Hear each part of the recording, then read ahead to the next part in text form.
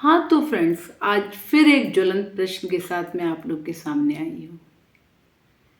प्रश्न ये है कि हम लोग जब इस दुनिया में आते हैं तो बहुत सारी तैयारियां करनी होती हैं। इस पूरी ज़िंदगी को जीने के लिए हमें बहुत प्रिपेयर होना पड़ता है और फिर हम एक अच्छे से ज़िंदगी जी पाते हैं।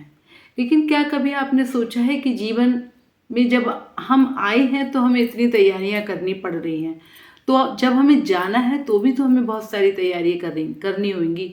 यानी जब हम इस मृत्यु लोक से परे जाएंगे उसके लिए भी तो हमने तैयारियां करनी है। तो क्या हम उस तैयारी के लिए प्रिपेयर्ड होते हैं? कदापि नहीं। क्योंकि हम देखते हैं कि पति पत्नी गाड़ी के दो पहिए होते हैं। इस पहिए में से एक पहिए का पंचर होना निश्चित है।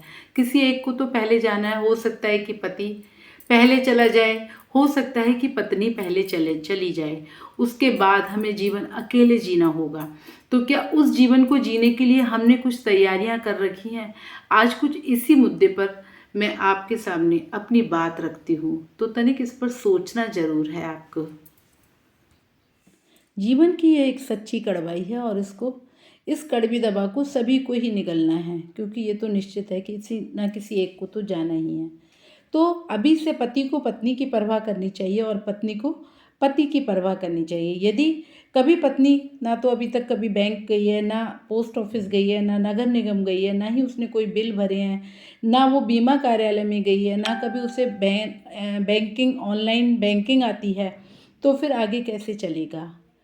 पति को भी पत्नी की फिक्र करना चाहिए और पत्नी को भी पति की फिक्र करना चाहिए।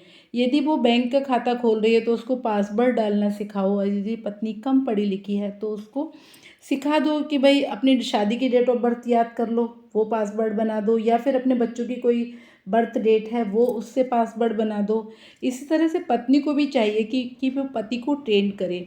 सुबह पत्नी हमेशा उसको अदरक इलायची की चाय दे देती है, उसके बिस्किट के साथ सुबह का नाश्ता बना के तैयार करके दे देती है, दोपहर का लंच टिफ़िन में तैयार करके दे देती है। तो ये सब अब कब तक चलेगा?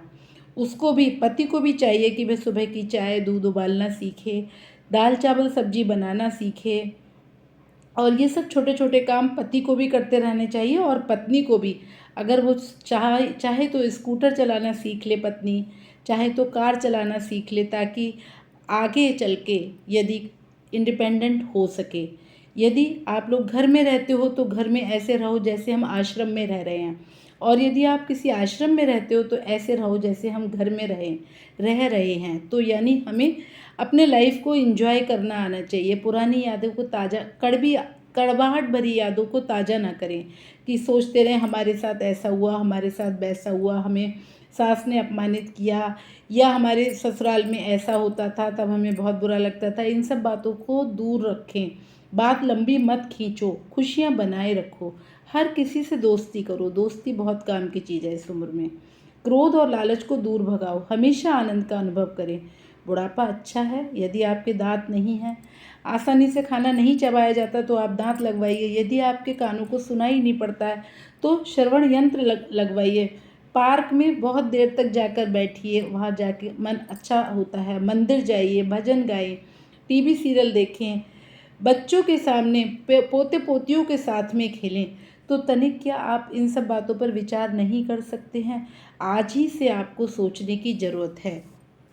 अपना समय का यूटिलाइज करने के लिए आप गाने गाओ, नाचो। यदि कोई कहता है अरे आप इस उम्र में नाच रही हो, तो कह दो हम व्यायाम कर रहे हैं ताकि हमारे भी घुटने टखने सब अच्छे से रहें। थकान लगे तो बैठ जाइए, ऊब गए हैं तो सो जाइए। घर पर अकेले हैं तो बच्चों के साथ कुछ खेले कूदें, रसोई में जाओ, कुछ कुछ छोटे मोटे काम करो। यदि आपका कभी चीनी खाने का मन है तो चीनी भी खाओ। पुरानी शर्ट पहन लो, बालों को संवार लो, थोड़ा अपनी ग्रूमिंग हमेशा करते रहना चाहिए। और अपने बालों को जब देखो शीशे में और देखो कि मैं कितनी सफ़ेद बाल हो गए हैं, बहुत बूढ़ी हो गई हूँ, ओल्ड लग रही हूँ, तो कह दो नहीं नहीं ये आईना झूठा है, मैं अभी बूढ़ी नहीं हूँ, मैं दिल से जवान हूँ। खूब जमाओ सुरों की महफिल, अच्छी लगाओ भोजन की पंगत, खूब साथ लोगों के साथ गपशप करो, स्वाद लेते रहिए, दूसरों की तारीफ़ें करने में कंजूसी ना करें, आनंद लेते रहो इस जीवन का। धीरे से खुद खिसक जाना है, पक्के पत्तों की तरह एक न एक दिन आप खुद ही गिर जाओगे। तो मित्रों, आप अभी क्यों नहीं जीते हो? अगर आप इस समय जियोगे तो आपका जीवन सार्थक है, क्योंकि जीना ही तो हमारे जीवन के मेन मकसद है। अच्छे से जियो, जिसके बिना जीवन साथी के बिना जीना भी सीखो, क्योंकि आगे आपको वो फेस करना होगा। आपको उसके बिना परेशानी नहीं होगी, क्योंकि पहले किसका नंबर आएगा ये किसी को भी नहीं मालूम है। तो वृद्धावस्था का एक अच्छा नाम है, कोई कहता है संन्यास आश्रम। तो वाकई में ये संन्यास आश्रम है, सन्यासी की भांति रहें, तनिक सोचें।